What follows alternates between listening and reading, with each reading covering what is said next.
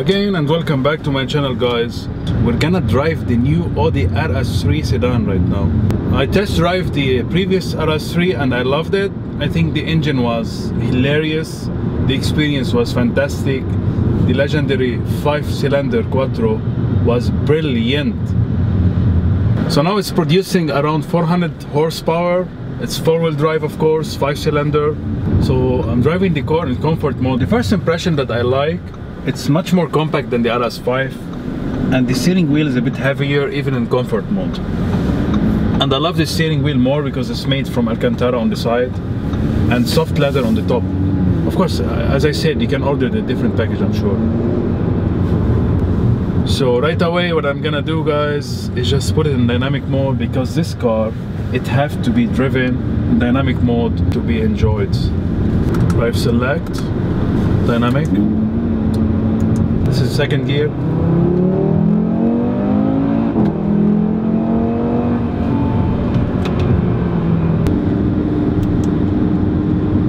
They put the steering in comfort, for God's sake. Let's put dynamic. The Quattro, I will put it dynamic. The engine sound dynamic. So everything in dynamic except the adaptive cruise control, which is auto. I'm not gonna use it anyway, guys. So the car is producing 400 brake horsepower, 2.5 5-cylinder. I think the engine dominates it, dominates the whole experience. It's a legendary Quattro 5-cylinder. It sounds great. So when it's dynamic mode, it's just fantastic because it's always loud. The previous RS3, I believe it had 375 brake horsepower, so this is much more powerful. And it have more torque, and the interior is really revised. You want to drive it fast as much as possible, because I'm not really sure if it's meant to be driven slow. I love it. It's such a compact and powerful car. The car is really well isolated, guys. Even there's no wind noise, there's nothing. And mind you though, this is not like a really light car. It's almost 1,600 something kilos, so it's still kind of heavy. I believe most of it because, of course, the Quattro is always gonna be heavier. And the 5-cylinder 2.5 liters. Again, I'm sorry if you hear that blipping noise every time I reach 120. It's like speed limit, and I cannot cancel it. It have to be done from the agency, and they will not do that because this is a demo car. If we talk about the suspension and the ride quality, the tarmac is kind of smooth on this road. In dynamic mode, it makes the car a bit, you know, wobbly. You know, there's a lot of wobble from the steering wheel. And now, of course, people will start telling me it have to be balanced, the tire and stuff. No, I think it might be due to the actual, you know, the suspension. It's kind of stiff. It's not stiff like irritating stiff, but it's stiff. We will see later on the long corners if, you know, if the stiffness is actually a good quality ride. You know, it absorbs the bumps and it's grippy. We don't know yet. This is not the full Quattro system, I believe. This car, no matter what you say, this is still based on the front wheel drive with the power of Quattro. Of course, you can send the power to the rear. So I'm not really sure if the actual power can be sent 100% to the rear. If it does, then it doesn't really use it, only when it needs to. So it's kind of intelligent system. If you've been watching my channel, you know that I test drove the RS5 the other day, so link below. One thing that I realized here, that the steering wheel is a bit heavier.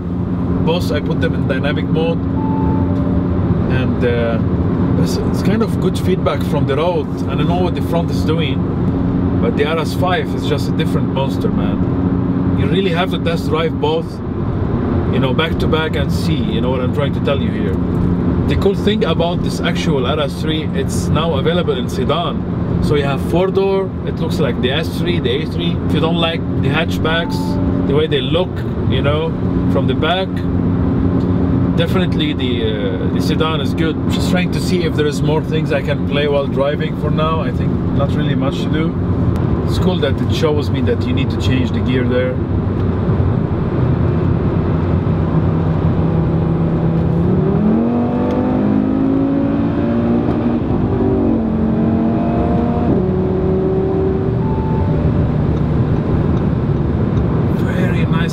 acceleration, savage.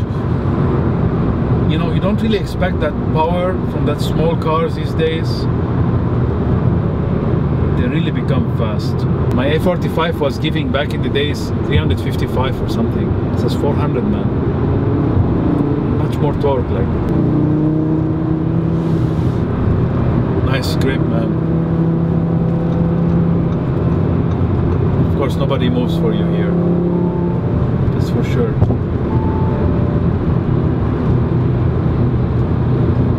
Driving Pajero, bro, and you wanna race me?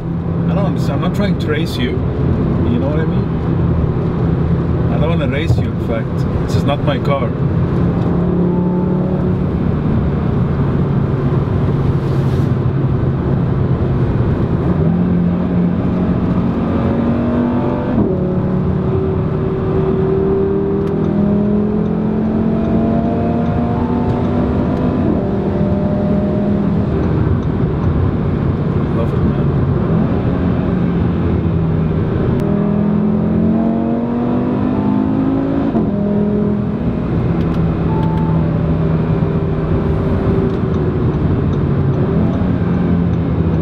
So I put it now in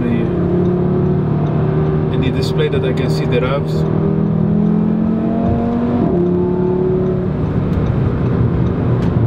.125 on that curve.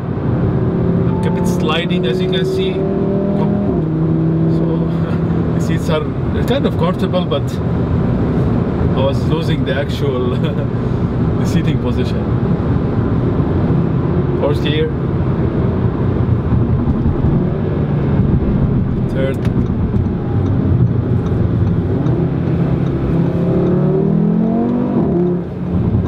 Oh, the sound. Don't ever estimate the sound of the car, because it really transfers the experience for you. So many powerful cars these days with their engine is actually turbo and they don't sound very well. So while having this 5-cylinder, you know, not downgrading to 4 and having that sound, I think we should really appreciate what Audi is trying to offer us in this car. It's interesting to know if the actual TTRS, you know, feels better because of the shape and the you know, they are based on the same chassis at the end of the day, but maybe we can check, you know, if we can test drive that as well sometime after. Sounds good, man.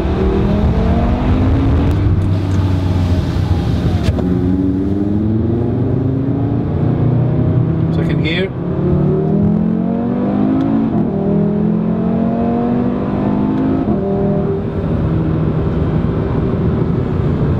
This car revs a little bit higher than the 6-cylinder from the Audi. I mean, the new ones. This one revs to 6,800 or so.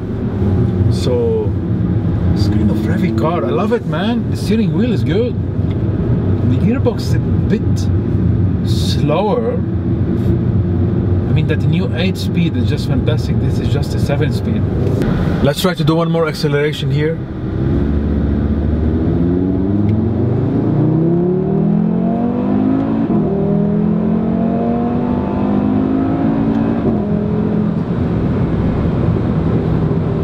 You see, when I did it with the RS5 on the same way, on the same road here, I almost hit like 170, you know, so that's a huge difference. This is not a slouch, this is not a slow car. Exhaust and the sound of the engine, and it's not fake at all, nothing coming from the speaker, guys. This is like really pure sound of the car. I don't know how Audi still maintain that engine and is still working on it to make it better every time. But I love it. I wish it's actually integrated in different cars as well, you know. I wish the RS6, I mean, I know it's not gonna produce that much power, but I wish the RS6 and the RS5 and the RS4 have an option for the 5-cylinder.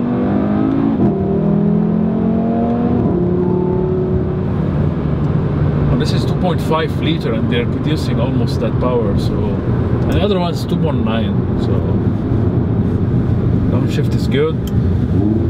I lost some body control here, I don't know. It's addictive, you know.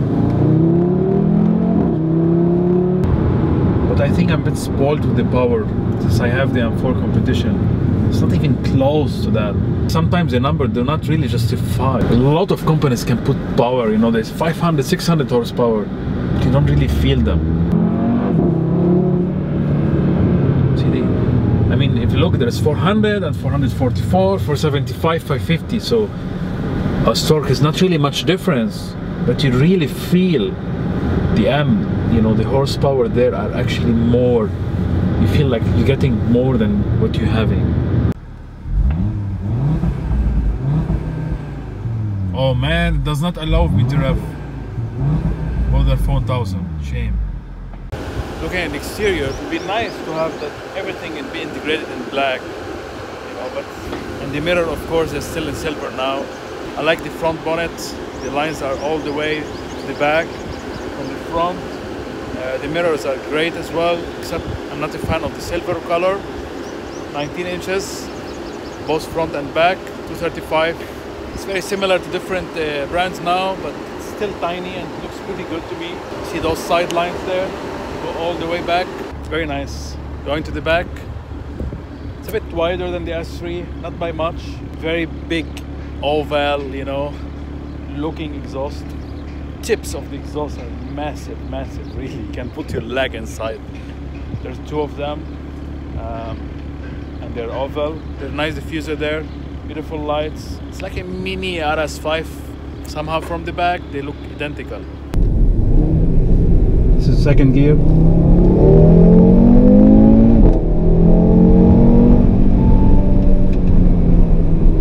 Let's go to the interior, guys. As you can see, this is all digital now. You have the map, you have the speedometer, which is I like a lot because you can put the speedometer there. I think this one is great if you put it in manual, so you can know when you're revving the car, and it just gives you different colors and stuff. You can all select those different settings from here. You need to connect your phone there, and then you have the maps, and of course radio. I put it in mute, and then the different you know, stuff that you can actually navigate through pressing that button here. So driver assist modes, there is adaptive cruise control, there is a short memory for the consumption of the gas and the mileage and date and time and all the stuff, you know, great stuff. I like it to have it the map there. You can, you know, use those two buttons here, keep it there. I think this is my favorite settings. You have changed the views again. You have the temperature of the car, the oil, I believe, and you know, the gas mileage, and you have the time and temperature outside, which is 42.5. You have the lights when the brakes is there, the mileage, channel you're using, so it's great system. So the steering wheel, it's a feature that I absolutely adore because of the actual materials used. The Napa leather is very soft leather. It tends to get a bit hot. Look at the Alcantara there on the side, fantastic. So the grip changed, the feeling changed, and you know, either this one is very hot because of the weather and the sun, this one is still very chilled. I love the Alcantara, how they can maintain the temperature in you know, in hot weather, not to get hot, and cold not to get cold. Just fantastic. You just have to be, you know, careful with your hands, touching the steering wheel all the time. They don't have to be oily. Try to wash them as possible. Cruise control adaptive, and all the lights function here, and of course the headlights and the real fog lights here. You can actually change all the settings here. I like the carbon trim. I love the AC van, the circle van. They look like coming from the airplane. I think the A45 started that with the AMG. Now they're integrated in different cars. More carbon on the door. This is hard plastic. Actually not very hard, but it's not bad. The mirror is integrated actually and fixed on the door. That it have also the blind spot assist that I absolutely adore from Audi, more than the rest of the companies. Lock and unlock. It doesn't have the features to save the settings of the driver. So different settings here for the windows, small storage. The sound system is from Bang & Olufsen, which is fantastic. I absolutely adore it. Because of the copyright, I cannot show you. The pedals are actually, guys, in metal, and I love them. There's a nice grip to them. You know, the pedals are the same as the RS5. In the middle, if you press that button here, the screen goes down, slides in. It's not fixed at the RS5, so you press it again, it goes up. Great function. It's a bit small for my taste, but it works One thing I wish this dashboard you can actually order different materials as well. It doesn't have to be a, you know, animal skin stuff. I'm okay with Alcantara or different types. The carbon fiber trim goes all the way. With these integrated shortcuts, on the RS5 they are actually below the AC control units. So the different select drive modes. You know, I'm not gonna go through that again, guys, because there's so many videos. Parking sensor, hazard, traction control. I'm not sure if this is full function. There's 2 missing buttons here. You let me know in the comments below. Again, the AC vents are fantastic, and the control system is dual control. It works greatly. 1 USB there, and then the cup holder is a bit smaller. And this is the key for the car. RS, lock and lock, and open the trunk. Very nice. This is one of my favorite parts. Audi do like great stuff from the interior. Really, leather is fantastic from different brand, different RS stuff. They always have the big bulky one, but this is pretty nice. I'm not sure if it actually eliminated. No, it does not. It looks like the Golf R. It's Alcantara. Nice leather there. It's a bit tall, so it's easier to change gears, you know. Let me show you. R, just eliminate from here. M and TS. Place it on the right so you can change it manually as discussed before. The engine start and stop button. Control the volume and the media stuff. You have the shortcuts as well. For map and telephone and radio and media. So you click it, it sounds very Audi-ish. This is the map. I think the map looks a bit outdated compared to this one though. I don't know. Is it me or it looks different? Of course, telephone again. You need to connect your telephone, radio and media. So let's scroll different channels. Main menu from here. It's almost the same as the different car. You have different stuff to do. And it's very easy to use, guys. It's very simple. I love it. The back button, and this is touchpad as well, so you can write things on it. For example, if you go to map, and then, you know, where do you want to go? Okay, so let's say so you can write on it. This is like N A B O D. So you just press back and deletes this one. You can choose different location you want to go. The parking brake there now, no more handbrake of yours.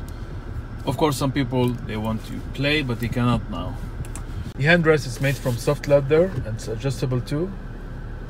And it have a wireless charging and 1 USB and aux there. RS seats, guys, you can see the RS, you can adjust them manually, and they kind of very soft and they hug you, but you know, I think the RS5 and different, they are better. I love the Alcantara there as again on the door. The actual mirror is, you know, frameless again. You can have the sunroof. The sun blinds now is actually, you know, you need to slide it here, not like the RS, so not a big deal. It's a good function though. The lights are LED, but they are not censored. I like the reverse camera in this car. It doesn't have the full function that the RS5 have, but it does the job pretty well. So, what do I think about this car? Why should you get the RS3? This is the question, right? For me, I'm gonna be super realistic with you. It has nothing to do with the look or the interior of the car, because I believe most of the price of these cars are actually their, you know, because they're fast, their technology, their, you know, their performance cost. People have to understand, you know, performance is actually expensive these days. I believe it's a personal taste. If you like Audi, or you prefer Mercedes or BMW or Ford or Golf R, whatever. And for me, I test drove the Golf R I test drove the A45, I test drove many different cars, but I still think the RS3 sounds the best, that's for sure. I think the M2 is a different car, you know, it's not really hatchback, it's more like a mini coupe, so I wouldn't put it as the same competition as the RS3, I don't know. This is a 4-door sedan right now. It have all the comfy stuff that you need. Plus, you have that crazy engine. You see, the M2 is more like a hardcore mini sports car. It's more like an M3 E46, you know what I mean? You see, this car is a bit expensive on the side, you know, and you like the way Audi are, the four-wheel drive, I mean. And of course, as you can see, it have the best interior in the segment. It's the build quality is great. You should get this car for sure. Some people say the Golf R are almost based on the same engine. It's a different car, for God's sake, guys. You know, it's just really different. I mean, the Golf R, with all due respect, it's just a beautiful, beautiful car, and I absolutely love it. But it's not the RS3. It's just a different car. This is more raw. The engine itself, you know, and the exhaust noise, it's just so good, really good. And it's great value for money. It's much cheaper than this one, but still a 4-cylinder 2.0. They will never sound great, ever. The A45, I think they did the best job in that to make it sound as aggressive. The crackles and burbles, sometimes it can be too much. It's not so pleasing sound. The Ford Focus RS is still a great car too. So it's difficult to, you know, to judge, you know, which is the best. That's why there is a lot of test driving, you know, and then comparison and speed and 0 to 100 and whatever. But at the end of the day, all the things doesn't matter, guys. What matters is how it makes you feel. How do you see it, you know? And that's what matters for me.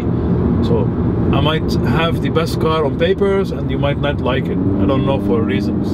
So you have to consider as well the personal opinion and how does it make you feel. This is what matters at the end of the day. Just enjoy your life. Whenever you're gonna purchase a car, just make sure that you buy the right car for you, you know, not the right car based on the performance or whatever I said, whatever the other person said on YouTube or read on magazine. No, just buy the car that makes you feel best, makes you feel happy. See, it's a difficult feeling when you buy a car and then realize that I shouldn't go with that, I should have gone with a different option. I don't think that's something nice. Prepare to drive to the right. Cool navigation there. Lots of directions. And please drive to the right after 1,000 meters and then follow the wheel.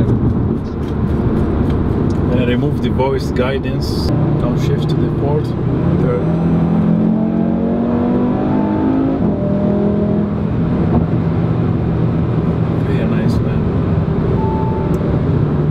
Addictive again, I said that before, but I don't know, either me or just I find out the old RS3 was a bit louder. I think it crackles and burbles much more than that. Kind of removed a lot of this in the new one.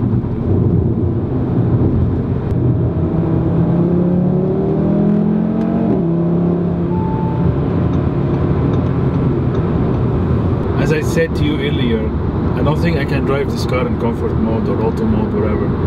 Individual dynamic ways is probably the only way and should be like that all the time. Otherwise you don't feel much. This is not a GT car or luxury car, guys. Even it have the luxury options, you know what I mean? So you want to experience that engine, that sound all the time as much as possible.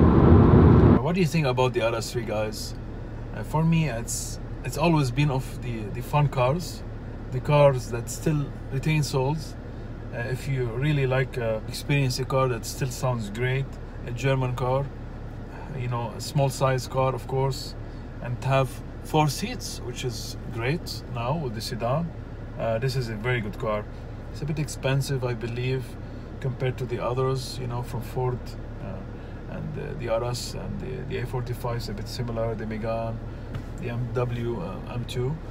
It's different, you know, different car for different tastes of people. The M2 is always gonna be faster and the more aggressive one, especially the competition now when they have the new engine from the M4, downgraded of course, but still the RS5 still have It's a very strong place in the market, I believe. It's kind of very capable car. It's fun, and the legendary 5-cylinder is amazing. It's very well equipped, you know. It's not too expensive, so it's still very well built as well. So I love this car, man. It's fantastic. So if you like this video, guys, press like, please share it with your friends, subscribe if you did not subscribe. I'm gonna test drive much more cars from Mercedes and BMW, but there's a couple of cars on my mind as well from Audi. So I hope you like this video, and I'll see you next time.